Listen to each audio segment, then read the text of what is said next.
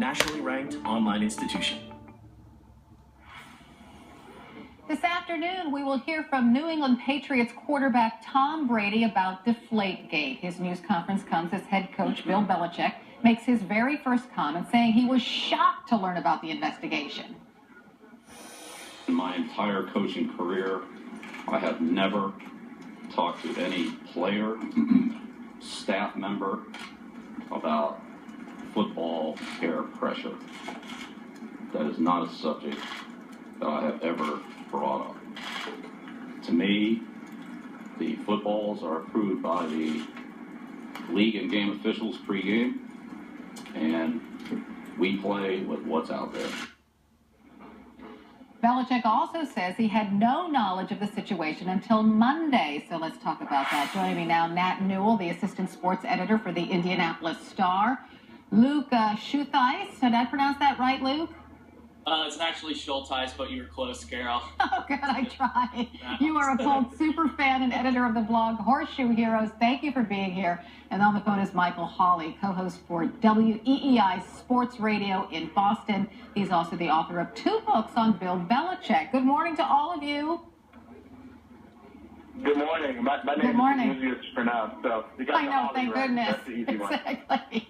So, Michael, I do want to start with you since you're an expert on Bill Belichick. So, what did you think of his press conference?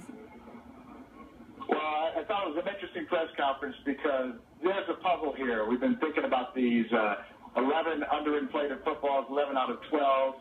And the puzzle was one of the big pieces, and I think a lot of people in Indianapolis, and Luke and Nat can speak to this more clearly.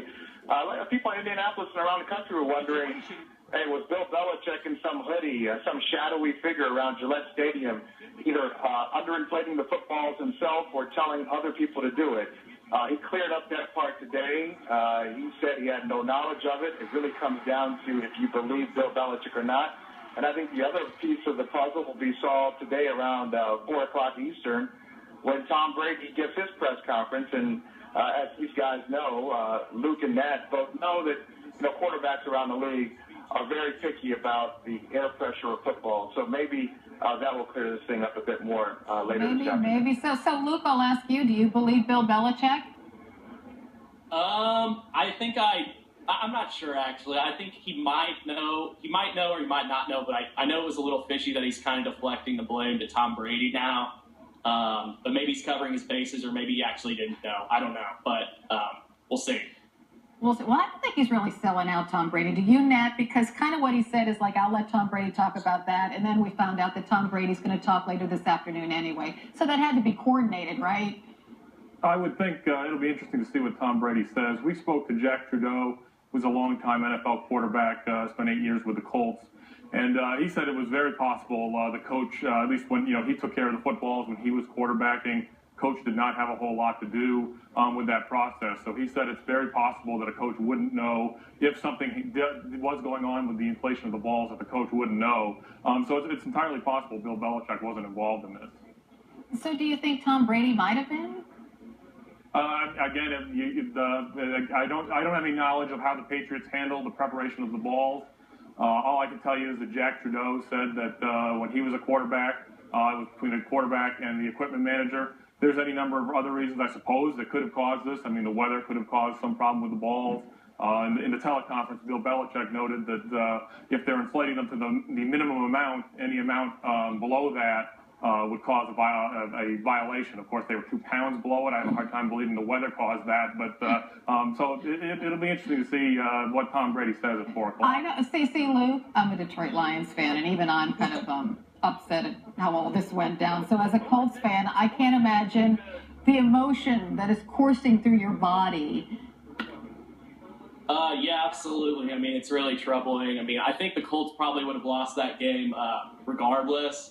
But still, at the same time, you'd like to think that everyone's playing on a level playing field and that all of the NFL's 32 franchises are abiding by the same rules in that regard. So, and it's also troubling to know how long this has been going on because we've heard reports that this could have been occurring as far back as Week 11 when the Colts played the Patriots in the regular season. So, I mean, who knows how many games or how many years this type of thing has been going on. It's pretty unclear right now. So let's pose that question to Michael, because, you know, the New England Patriots have a reputation, Michael. Right.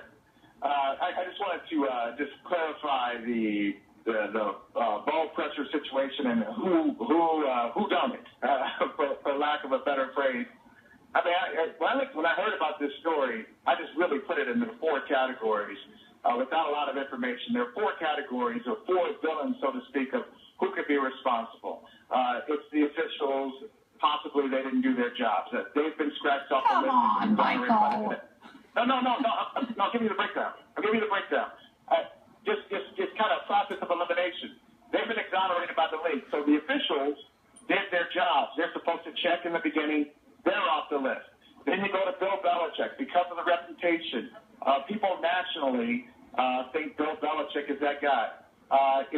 Based on what he said, you can cross him off the list. You can keep him as a suspect. I'm going to cross him off the list. So now you got 2 other people. You've got the equipment manager and you got Tom Brady, and they probably should be in a category together. So I mean, that's really how it happens. As Nat said earlier, you know, it was a 51-degree night at kickoff. So even if you say the balls were inflated in 71-degree temperatures, the perfect controlled temperatures, going from 71 to 51 is not enough to take that much pressure out of the ball, 15% below what it's supposed to be. So I really believe that it's probably something with the equipment manager of Brady. Let me just add this quickly, Carol. Bill Belichick would be a fool. He would be an absolute fool to stand there and lie today with all the scrutiny on him. And because of the history and because of the tense relationship between Goodell and Belichick, Goodell is ready to tear his head off if there's any inconsistency in what he has to say. So he has to tell the truth. Otherwise, he will be suspended or get a significant fine like he got in 2007. Well, we'll see what Tom Brady has to say later this afternoon. CNN will carry that press conference live. Thanks to you, Michael, Luke, and Nat. Thank you. Hey, Carol, good luck with the Lions. Thank you. Well, we're going to go to the Super Bowl next year, I'm sure. One thing is for sure, the controversy has made Deflate-Gate the word of the week, maybe of the year. And Jeannie Most reports from Twitter last night to your breakfast cereal, everyone's getting a jab in.